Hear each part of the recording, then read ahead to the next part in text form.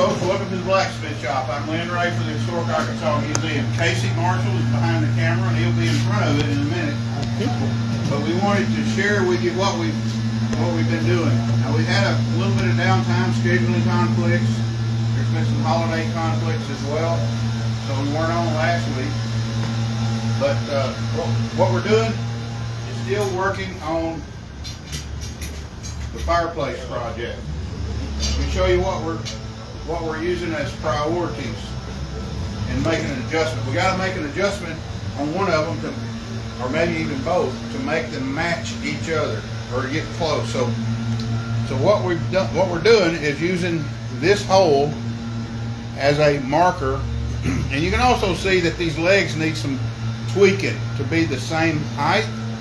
So we've got to play with these curves to get everything sort of matching. They won't be. Can you see through that hole? I can. Okay. So we're using that hole to line up. We're coming along and we're looking through these holes, and they're pretty close. This one, we may have to drift one right here, but for sure, let me line that back up. This one is a little bit short, so they're not the same length exactly. So we're gonna see how that one's sticking out just a little bit further. We're gonna take this one, and it's a little thick right here, so we can use that material to draw that over about maybe 3/16 to a quarter. It's not much, but that's how we adjust, and we want to show that to you. So I'll take this piece, put it in the fire, come up to heat, and we'll draw that out just a little bit in that section. And then we'll work it section by section. And we'll make the needed adjustments, always working towards straight and true and smooth and tapered. Those are some of the priorities that we have. So coming up to heat, we have those things in mind. So with using the principle of strike while the iron is hot, then we have all that arranged in our head, what we're going to do when we come out of the fire. We don't want to get it hot and then start measuring, start thinking about what we're going to do. We got it made up, our mind is made up ahead of time. Now, you might notice some of these projects we've done take multiple weeks. We spent a good month and a half on a trap last year.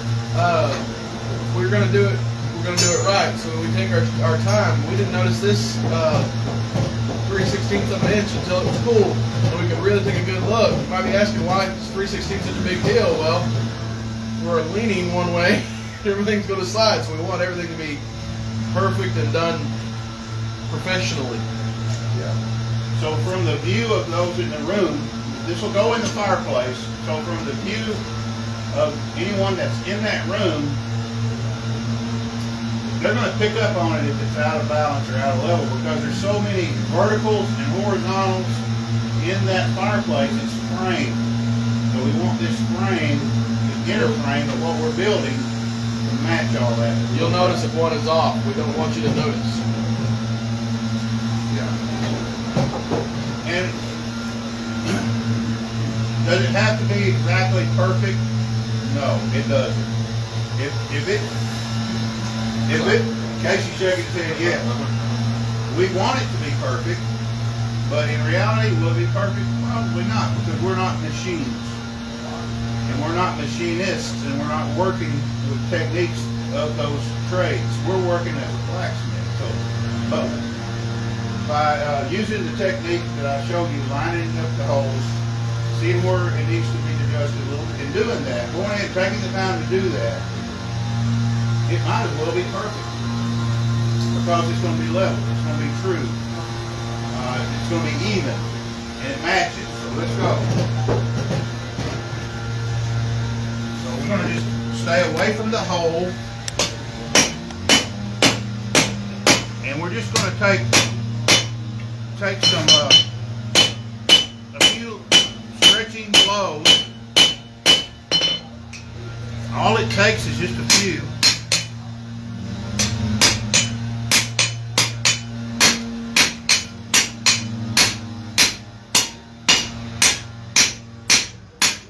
smooth back up. We're counting on that to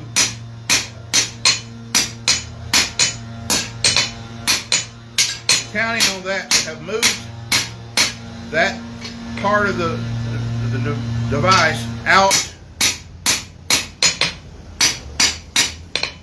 a little bit. Okay. Right now he's checking the straightness.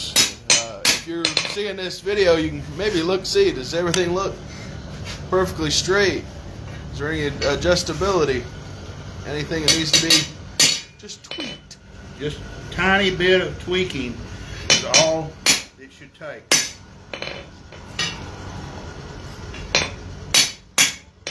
And as it cools, now that looks pretty good. Mm-hmm. As it cools, it requires less and less tweaking. It sounds backwards, don't it? You just have to get a feel for it. You just have to look at it. So we're going by the eye right now. So let me cool that off, and we'll look at it. This happens to be mild steel.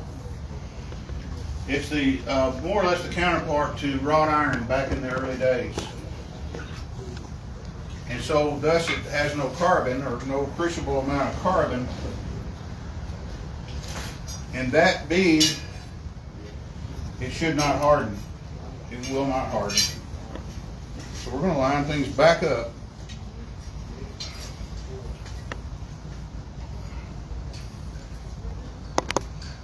We can see it.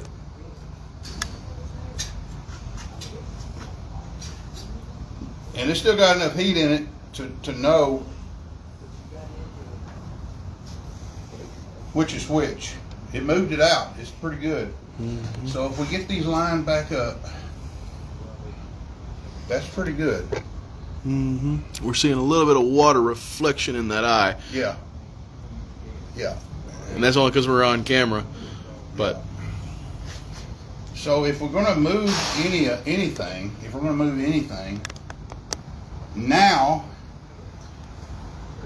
this one on my side is a little bit that way and a little bit that way. So we'll take this section right here and lengthen it just a little bit.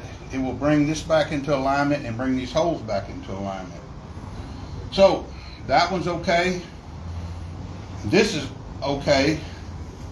But if it had to do anything, the one on your side needs to go that way a little bit, and that will happen if we spread this right here. there. It'll further line up these two holes. mm-hmm. So that's the way we look at it. That's the way we adjust. So we'll see which will make the allowance for that adjustment. And that's all we're doing. It's just merely as simple as that. It's not a complicated thing to get these matched up. It's just a process we go through of heating, make the adjustment, cooling back down. Mm-hmm. So we'll go ahead and do that. But we wanted to share that part with you and let you know our thinking process on how to make these adjustments. If you're making just one of a kind object that doesn't have to match anything else, you don't have to worry about that. You just make it look right to itself. But this is a match set, so we're going to try to get them to match. And we'll do it. Mm-hmm. But we wanted to share that with you. See what we're doing in the shop today. We've got a lot of show and tell objects. Yeah, we do. You want to show some of that, Case? Yeah. John Miller has made some more of his historic knives. I've got a couple of big X-ray type knives. James has a Bowie knife underway. He's got the guard on, and it looks like that knife is going to really be a nice knife. And Tim has a couple of his that's in his collection. One is by John Miller, and the other is by Jimmy Worden. I only see the one with John right there, but these are what amounts to our show and tell today. We have some visitors that are in the shop today, and we're glad to have them. We're always welcome more. Yes, that's actually one of the things I want to bring up. Guys, if you're watching our videos, you are more than welcome to come to the shop when we are open on Tuesdays or our special events. This morning we had a grandson and grandpa come in, and they were here when the doors opened to get to learn from folks that are around. This weekend on Sunday, we will be here for Christmas Frolic. If you've ever been to the museum's Christmas Frolic, the blacksmith shop will be open this Sunday from 1 to 4. And we'll be working, and everybody will be out on our historic grounds in costume, doing all sorts of fun crafts, good snacks, all sorts of good stuff, Christmas treats, Christmas traditions. So feel free to come on out for the frolic or come see us on a Tuesday. So we've added Jimmy Worden's rendition of a James Black knife. And I want you to notice that the sheath also matches as far as its period that it fits in, the early 1800s. It's not a belt. It doesn't have a loop for a belt. Back then they had a sash, and it's hooked over the sash. Even if it was a belt, it works very nicely. This or the boot. You put it down in the boot. This hooks over the top of the boot. And John's is it has a loop, but notice some of his other ones that have the string, and that will either go over a belt or a sash. And these are all period. John's works right here. That represents from the 1300s to the 1700s. This is from 1800 to 1850, thereabouts. And then we've got This is last week. last week, modern stuff using old techniques. So that's the stuff we talk about here in the shop. And that's the things that we learn from, and it's what gets us so excited when it comes to being here on Tuesdays. So yeah. This is one I made. It's a X-ray, a Bowie. This is a Bowie knife.